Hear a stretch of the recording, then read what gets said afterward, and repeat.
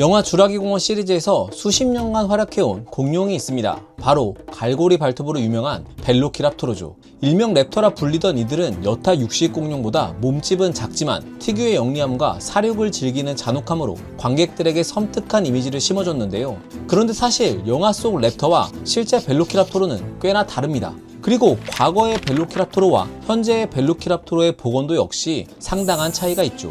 이들의 모습은 왜 이렇게 바뀌어버린 걸까요? 또 갈고리 발톱은 얼마나 강력했고 이들은 정말 무리 사냥을 했을까요? 오늘은 여러분이 몰랐던 랩터의 변천사에 대한 이야기입니다. 앞서 말했듯 영화 속 랩터와 실제 랩터 사이의 가장 큰 차이점은 몸집입니다. 실제 벨로키랍토르는 영화에서보다 훨씬 작았는데요. 진짜 랩터의 몸 길이는 1.8에서 2.1m, 몸무게는 15에서 25kg 정도로 추정하고 있습니다. 그리고 꼬리가 길어서 체중만 놓고 보면 지금의 코요테나 스라소니와 크게 다르지 않은데요. 몸길이 약 2.7m에 몸무게가 약 170kg인 영화 속 벨로키랍토르와 비교하면 영화가 실제보다 훨씬 크게 반영된 거죠. 그렇다면 여러분, 영화에서는 도대체 왜 이렇게 복원을 한 걸까요? 여기에는 비하인드 스토리가 있다고 하는데요. 사실 주라기 공원의 원작 소설에 등장한 공룡은 벨로키랍토르 몽골레인시스가 아니라 데이노니쿠스 안티로푸스였습니다. 데이노니쿠스는 아시다시피 공룡에 대한 이미지를 뒤바꾸며 공룡 르네상스를 연 주역으로 이들의 골격 연구는 많은 사람들에게 공룡은 무거운 꼬리를 땅에 질질 끌고 다닌 아둔했던 동물이 아니라 생각보다 민첩했던 동물이라는 사실을 깨닫게 해줬죠. 그리고 이런 데이노니쿠스의 특징은 소설 속에서 거대한 티라노사우루스와는 또 다른 면에서 공룡의 무서움을 보여주는데 제격이었습니다. 그렇다면 소설과 영화에서는 왜 데이노니쿠스가 아니라 벨로키랍토르라는 이름을 쓴 걸까요? 소설의 원작자인 마이클 크라이트는 소설을 쓸 때 고생물학자 그레고리 폴이 1988년에 집필한 세계의 육식 공룡들이라는 책을 참고했는데, 당시 그레고리 폴은 분류학적으로 공룡 속 중 일부는 분리할 근거가 부족하다고 여겼기 때문에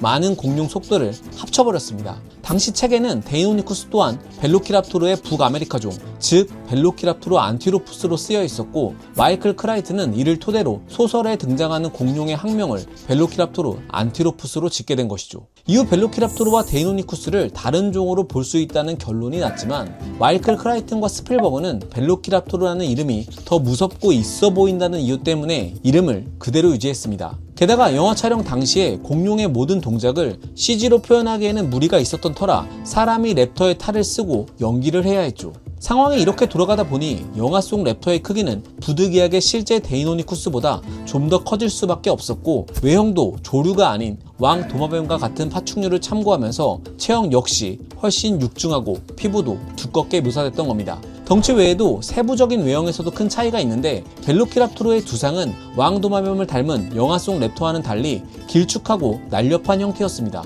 또한 실제 벨로키랍토르는 S자로 구부러진 다소 긴 목을 가지고 있었고, 다리도 비율상 조금 더 짧았죠. 꼬리는 신체 비율상 더 길고 빳빳했으며, 동공 역시 파충류 같은 세로 동공이 아니라 새처럼 동그란 형태였을 가능성이 높습니다. 그런데 무엇보다 가장 눈에 띄는 차이점은 바로 깃털입니다. 2000년대 초 깃털 공룡들이 발견되기 시작하면서 벨로키랍토르의 복원도 역시 몸 일부에 간단한 솜털을 두른 모습으로 묘사되기 시작했는데요. 2001년 개봉한 주라기 공원 3의 자문위원인 잭 코너는 이런 의견을 반영해 수컷 벨로키랍토르의 뒤통수에 가시처럼 생긴 깃털 몇 가닥을 달아주기도 했습니다. 물론 당시의 정설대로라면 적어도 몸의 일부가 깃털로 완전히 뒤덮여야 했지만, 깃털의 움직임을 그래픽으로 표현하는 게 기술적으로 굉장히 어려웠기 때문에 영화에서 묘사된 벨로키랍토르의 모습은 이 정도만으로 만족해야 했죠. 그리고 시간은 좀 더 흘러 2007년 벨로키랍토르의 팔뼈에서 깃털의 증거가 되는 명확한 흔적이 발견됩니다. 바로 깃혹이라 불리는 구조였는데요. 이 구조는 새들의 커다란 날갯깃이 붙어있는 지점으로 벨로키랍토르의 팔뼈에서도 이 구조가 발견됐던 거죠. 이는 곧 단순히 벨로키랍토르는 깃털이 있었다를 넘어 이들에겐 오늘날의 새와 비슷한 매우 발달된 깃털이 있었다는 증거였습니다. 물론 이 표본이 벨로키랍토르 것인지는 재확인할 필요가 있긴 하지만, 사실 이들의 친척인 제누안농이나 미크로랍토르 같은 경우에도 날갯깃의 흔적이 발견되긴 했거든요. 그래서 아마도 벨로키랍토르 역시 날개를 가지고 있었을 확률이 굉장히 높다고 추측하고 있는 거죠. 자, 그런데 많은 사람들이 깃털 달린 벨로키랍토르를 떠올릴 때 이 날개의 위치나 모습을 굉장히 이상하게 묘사하는 경우가 많거든요. 예를 들면 날갯깃이 없이 이렇게 팔 부분에 간단한 털만 그리거나 날갯깃이 손목부터 위팔까지만 붙어있는 모습을 떠올리곤 하죠. 하지만 벨로키랍토르의 큰 날갯깃은 새와 비슷하게 두 번째 손가락부터 팔꿈치까지 나 있습니다. 손의 구조 역시 손바닥이 서로 마주보는 일명 박수치는 자세이며 두 번째 손가락과 세 번째 손가락의 경우 따로 움직일 수가 없습니다. 그래서 엄밀히 말하면 영화에서 나온 앞발로 문열기는 불가능하다고 볼 수 있죠. 물론 벨로키랍토르의 날개는 몸을 띄우기에는 턱없이 작았기 때문에 나는 용도는 아니었습니다. 하지만 오늘날에 날지 못하는 새인 타조가 날개로 적을 위협하고 구의 춤을 추고 또 달릴 때 방향키로 사용하는 모습 등을 고려해 봤을 때 벨로키랍토르 역시 날지만 못했을 뿐 다양한 용도로 날개를 사용했을 가능성이 높습니다. 그리고 벨로키랍토르처럼 작은 공룡들은 전신이 깃털로 덮여 있었을 것으로 추측되는데 특히 벨로키랍토르는 건조한 사막지대에 살았기 때문에 아마도 일교차가 큰 사막의 특성상 이들의 깃털은 보온의 역할도 했을 겁니다. 자, 그런데 안타깝게도 깃털 공룡이 대중적으로 널리 퍼지면서 깃털 공룡에 대한 반감을 가지는 사람들이 생각보다 많이 생겨났습니다. 특히 많은 공룡들의 복원도가 벨로키랍토르처럼 깃털을 가진 모습으로 변해가면서 사나운 공룡이 아닌 우스꽝스러운 공룡으로 느껴진다는 게 가장 큰 이유였죠. 가끔 과학이 공룡을 망쳐놨다는 주장도 심심치 않게 찾아볼 수 있는데 어느 정도는 이해가 됩니다. 고생물학자인 마크 위트는 이에 대해서 많은 매체에서 깃털 공룡을 지금의 닭이나 앵무새처럼 공격성이 적은 동물 그리고 지나치게 화려하게 묘사하는 경우가 많은데 이 때문에 공룡 특유의 캐릭터가 무너지는 결과를 낳았다고 밝혔죠. 하지만 고생물학자들은 랩터들은 깃털이 있었지만 화려하고 눈에 띄지 않았으리라 추정하고 있습니다. 먹이를 사냥하는 입장에서 지나치게 화려한 깃털이나 연조직은 사냥에 방해가 될 뿐이라고 말하죠. 대신 먹잇감에 눈에 띄지 않게 단조로운 색에 간단히 패턴이 있는 모습일 가능성이 높다고 주장합니다. 매나 독수리 같은 맹금류가 연상돼 훨씬 멋있는 모습이죠. 자, 다시 본론으로 돌아와서 영화 속 랩터와 실제 랩터는 습성 면에서도 굉장히 차이가 큽니다. 아시다시피 영화 속 랩터는 서로 의사소통까지 하는 등 아주 영리하게 묘사되고 있지만 실제 벨로키랍토르가 이 정도의 지능을 발휘한다는 건 조금 어려워 보입니다. 동물의 뇌는 화석으로 남진 않지만 이들의 두개골 화석에서 뇌가 위치하던 자리인 뇌실을 스캔하면 해당 동물의 뇌 크기와 대략적인 형태를 추측할 수 있거든요. 벨로키랍토르의 아주 가까운 친척인 트사하간의 뇌실을 조사한 결과 이들의 몸에서 뇌가 차지하는 비율은 타조나 에뮤보다 작았던 것으로 밝혀졌죠. 타조나 에뮤는 새 중에서도 몸집 대비 뇌의 비율이 가장 작은 것으로 유명한 종입니다. 물론 이것만으로 벨로키랍토르의 정확한 지능을 추정하는 것은 좀 무리긴 하지만 아무리 그래도 영화에서처럼 침팬지와 맞먹는 지능을 지녔을 가능성은 이제 상당히 낮다고 볼 수 있죠. 다만 그럼에도 불구하고 이 벨로키랍토르의 뇌는 다른 비조류 공룡들에 비해서 상당히 큰 편이긴 했거든요. 그래서 아마 당시 생태계에서 이 벨로키랍토르는 아마 머리 좀 쓰는 공룡이었을 그런 가능성이 조금 높긴 합니다. 영화 속 랩터들의 또 다른 특기는 무리사냥인데요. 이 무리사냥설은 실은 데이노니쿠스 화석이 초식 공룡인 테논토사우루스 주변에서 집단으로 발견된 것에서 시작됐습니다. 당시 학자들은 데이노니쿠스가 테논토사우루스를 무리지어 공격하다 산사태 등의 자연재해로 인해서 집단으로 매몰됐을 거라고 생각했는데요. 이는 여러 책과 영상을 거치며 드로마이오사우루스과 전체로 일반화되고 먹잇감도 트리케라톱스나 파라사우룰로프스, 심지어 커다란 용광류에 이르기까지 과장되고 부풀려졌습니다. 그리고 이 가설에 의문을 제기하는 학자들도 꽤 많았죠. 반론의 한 예로 오늘날 고양이과 동물 중 사자나 수컷 치타는 무리지어 사냥을 하지만 표범과 카라칼은 혼자서 사냥합니다.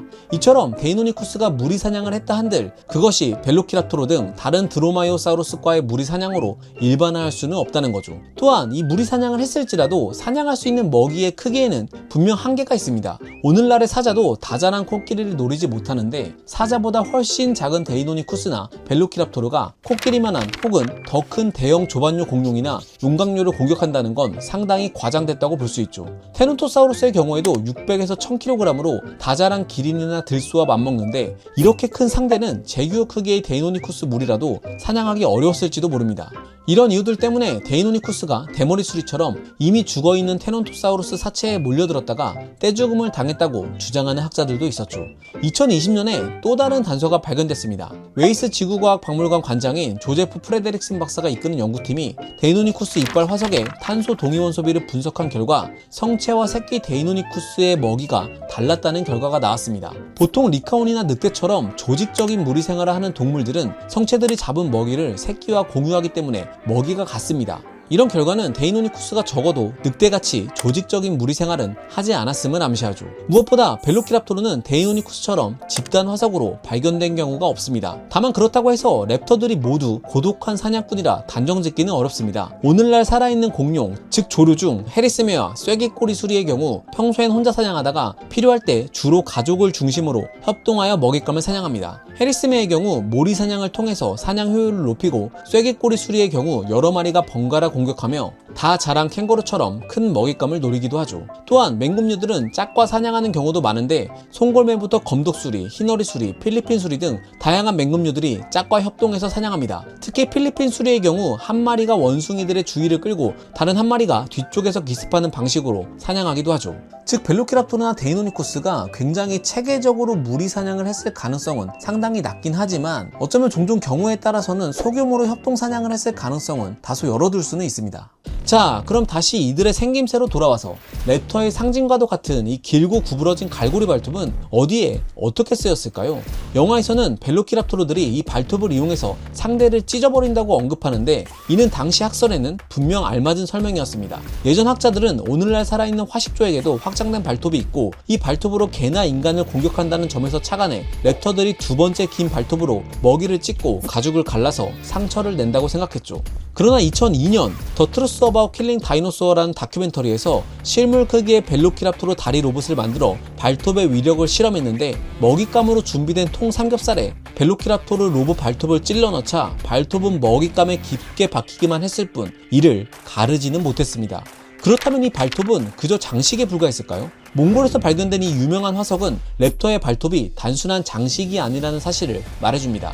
파이팅 다이노소어라는 이름으로 잘 알려진 이 화석은 준성체 프로토케라톱스와 작은 성체 벨로키랍토르가 서로 싸우다가 모래에 파묻혀 형성됐는데요. 이 화석에서 벨로키랍토르는 프로토케라톱스의 목 부분을 찌르고 있었습니다. 로봇을 통한 실험에서도 모이 먹이에 발톱을 꽂아 넣는 데엔 성공했는데 이를 통해 랩터들이 먹이의 급소에 발톱을 꽂아 넣는 방식으로 사냥했다고 짐작할 수 있죠. 이후 2011년 랩터 발톱에 대한 또 다른 가설이 나옵니다. 데이노니쿠스의 발을 연구하던 학자들은 데이노니쿠스의 중족골이 짧고 두껍다는 것을 발견했는데 이는 데이노니쿠스의 발이 큰 힘으로 움켜쥐기 좋았다는 것을 의미하죠. 반면 긴 중족골은 갈리미무스나 트리오돈처럼 빨리 다니는 공룡들에게서 많이 나타나는데 랩터 역시 데이노니쿠스처럼 짧고 두꺼운 중족골을 지녔던 것으로 추측되며 이는 곧 이들이 스피드를 희생하는 대신 강한 발의 힘을 택한 것으로 볼 수 있죠. 물론 랩터가 느린 공룡은 아니었습니다. 이들의 달리기 속도는 우사인 볼트와 비슷한 시속 38km 안팎으로 동물 중에선 중간 정도인데 빳빳한 꼬리를 방향키로 사용했을 테니까 아마 적당히 빠르면서 상당히 민첩한 공룡이었을 겁니다. 고생물학자들은 랩터가 오늘날의 수리목 맹금류처럼 먹이를 사냥했다고 추측합니다. 참매나 검독수리 등 수리목의 맹금류의 경우 지상에서 먹이를 힘으로 제압합니다. 얘네들은 부리에 돌기가 없고 무는 힘이 매목의 맹금류보단 약하긴 하지만 발의 힘이 강해서 주로 먹이를 사냥할 때 발톱을 많이 쓰거든요. 그래서 먹잇감한테 발톱을 이렇게 콱 꽂아 넣고 꽉 움켜쥐는 방법으로 단숨에 죽일 수가 있습니다. 이런 이유 때문에 연구자들은 아마 랩터도 이런 비슷한 방식으로 사냥을 하지 않았을까 라고 추측을 하고 있는 겁니다. 벨로키랍토르는 다른 육식공룡들과 비교했을 때 무는 힘이 강력하진 않지만 코모도 왕 도마뱀처럼 살을 썰어내는데 좋은 이빨 구조를 가지고 있기 때문에 먹이가 금방 죽지 않으면 이빨을 사용해 출혈을 일으켜 죽였을 가능성도 있습니다. 또한 이들은 먹이가 발버둥치는 동안 날개를 이용해 균형을 잡을 수도 있었을 테고 날개로 잡은 먹이의 퇴로를 차단하거나 오늘날 맹금류들처럼 사냥한 먹이를 경쟁자가 보지 못하게 가리는 용도로 사용했을지도 모릅니다. 더불어 발버둥치는 먹이와 씨름하는 건 정말 힘들기 때문에 평소에 벨로키랍토르는 단숨에 죽일 수 있는 작은 포유류나 도마뱀, 어리고 작은 공룡을 선호했을 가능성이 크죠. 다만 고생물학자 톰 홀츠는 갈라파고스 매가 자기 몸집과 맞먹거나 더 큰 바다 이구아나를 사냥하는 사례를 들면서 랩터들도 경우에 따라 큰 먹이를 사냥할 수 있었을 거라고 주장합니다. 그래서 이 화석이 보여주듯 벨로키랍토르도 오늘날의 매나 수리들처럼 먹이에 올라타는 방식으로 꽤 큰 먹이를 공격했을 수 있고 이때 먹잇감에 힘이 빠지면 급소에 발톱을 꽂아 넣어서 마무리하는 방식으로 사냥했을 가능성도 있습니다. 그러나 벨로키랍토르가 늘 사냥만 하지는 않았을 겁니다. 2010년에 발표된 논문에 따르면 프로토케라톱스 턱뼈 화석 바로 옆에서 벨로키랍토르의 빠진 이빨 화석이 발견됐습니다. 이게 뭔 특별한 일인가 싶지만 근데 과학자들은 여기서 꽤 흥미로운 추론을 합니다. 만약 벨로키랍토르가 프로토케라톱스를 사냥을 했다면 굳이 살점이 없는 턱뼈 쪽을 발라먹을 이유가 없거든요. 그래서 해당 화석을 보고한 연구진들은 이를 벨로키랍토르가 사체를 찾아 먹은 근거라고 주장했습니다. 오늘날 많은 육식동물들이 그러는 것처럼 벨로키랍토르 역시 운 좋게 얻어 걸린 동물 사체를 마다하지는 않았을 겁니다. 화석 연구와 로봇을 이용한 모의 실험, 그리고 당시 생태계를 고려한 습성 추론까지, 과학은 이렇게 오래전 공룡의 진짜 모습을 하나씩 다시 그려내고 있습니다. 앞으로 또 벨로키랍토르의 어떤 새로운 면모가 드러나서 영화에 반영될지 기대를 해보며 이번 영상을 마치겠습니다. 과학은 세상을 보는 창, 지금까지 과학 드림이었습니다. 감사합니다.